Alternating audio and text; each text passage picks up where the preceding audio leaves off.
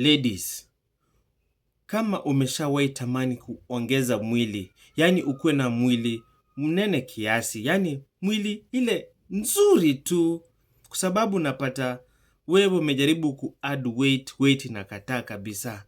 Na pia in the process pia ya ku-add weight unatamani ukuwe na nyash, Fanya hivi. Make sure unakula chakula moto.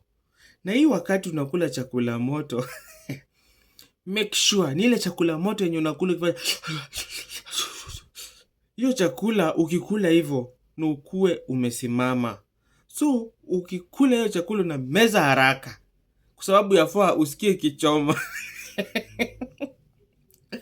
Kichoma. Na wakati inachoma ikienda, yafaa ukuwe unatingisha nini? Nyash.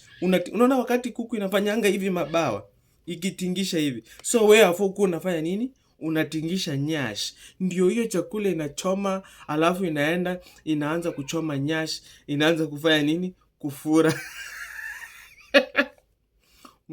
Unaanza kukuwa na nyash kubwa, yani mwili yenyewe inaanza kukubali. So yafaa ukuwe unakula chakula moto, na ikikuchoma na usikunywe maji. Make sure hiyo chakula ni moto vizuri kabisa. In fact, ukitaka vizuri, tafuta uji. Uji ndio mzuri. Uji ama viazi tamu.